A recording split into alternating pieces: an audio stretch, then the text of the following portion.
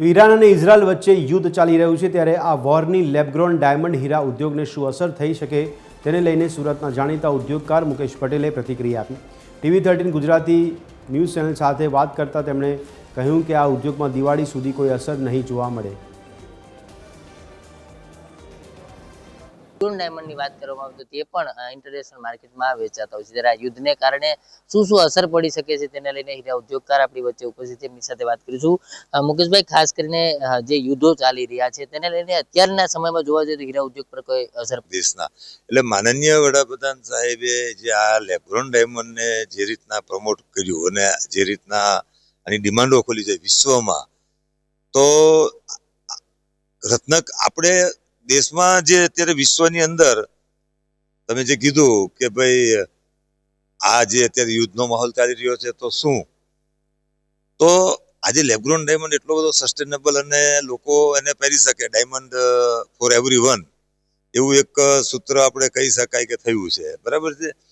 તો આપણા ભારત દેશના જે આજે ડાયમંડ કટ એન્ડ પોલિશ કરી રહ્યા છે એમને કોઈ પણ ટાઈપની આફત નહીં આવે એવું હું બહુ તમને ખાતરીપૂર્વક કહી શકું છું। એટલે પાછળના દિવસોમાં મંદી જેવો માહોલ હતો, ત્યારબાદ ફરીથી તેજી આવી અને આ યુદ્ધો વચ્ચે હવે કઈ રીતની પરિસ્થિતિ અત્યારે આપ જાણી શકો, તમારી વાત સાચી છે। પાછળના દિવસો મંદી હતી તો કોણે સાચવ્યું હતું? રત્ન કલાકાર ભાઈઓને કોણે સાચવ્યા? લેબ્રોન ડાયમંડ ઇન્ડસ્ટ્રીઝે સાચવ્યા છે। અને હવે પછીની વાત કરીએ તો હમણાં જ હજી વિશ્વમાં અમેરિકાની અંદર એક બહુ મોટું એક્ઝિબિશન જે દર વર્ષે થાય છે લાસ વેગાસમાં, એ હમણાં જ હજી પૂર્ણ થયું 2 દિવસ પહેલા, 3 દિવસ પહેલા।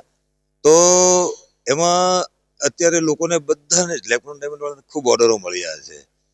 એટલે કટ એન્ડ પોલિશ કરવા માટે તો આપણે એ રીતના કલાકાર ભાઈઓ તો દિવાળી સુધી તો હું આપને ખાતરીપૂર્વક કહી શકું કે કોઈ પણ ફેક્ટરી બંધ નહીં થાય। એકંદરે કહી શકાય કે રત્ન કલાકારો માટે અને દુનિયા માટે લેબ્રોન ડાયમંડ એક મહત્વનું જે આગળના દિવસોમાં સાબિત 100% હું એ તમને ખાતરીપૂર્વક કહી શકું। અને મેં કીધું એવી રીતના છે કે તમારે એ વસ્તુ બી 100% છે કે ચિંતા સરકારને ને પબ્લિકને શું છે કે ભાઈ રત્ન કલાકારોને એ નથી, અને સારામાં સારા ઓર્ડરો છે। વાત આવી નેચરલ ડાયમંડ કે mind diamond, lab diamond, mind diamond કે લેબ ડાયમંડ, આ ડાયમંડ પણ ફોરએવર છે અને સસ્ટેનેબલ છે।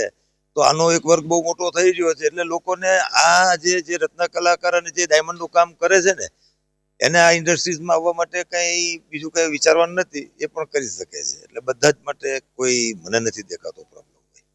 ચોક્કસથી જે પ્રકારે જે યુદ્ધો ચાલી રહ્યા છે તેની વચ્ચે ક્યાંય ને ક્યાંય લેબ્રોન ડાયમંડ એક મહત્વપૂર્ણ સાબિત થઈ રહ્યું છે, કારણ કે નેચરલ હીરા છે તેમાં ક્યાંય મંદી આવી શકે, પરંતુ લેબ્રોન ડાયમંડ જે છે તે ચાલી રહ્યું છે। અત્યારે પણ યુદ્ધોની વચ્ચે ઘણા ઓર્ડર મળી રહ્યા છે, એટલે એકંદરે અત્યારે પણ સુરત શહેરની વાત કરીએ તો દિવાળી સુધી કોઈ પણ રત્ન કલાકારને ગભરાવાની જરૂર નથી। તે પ્રકારે હીરા ઉદ્યોગકાર જે છે તેમના દ્વારા જણાવવામાં આવ્યું છે। એટલે એકંદરે જે પ્રકારે યુદ્ધ ચાલી રહ્યા છે તેની વચ્ચે પણ હીરા ઉદ્યોગને ક્યાંય ને ક્યાંય આંશિક રીતે કોઈ પણ પ્રકારનો વાંધો આવે તેવી શક્યતાઓ હાલ પૂરતી તો જોવા નથી મળી રહી।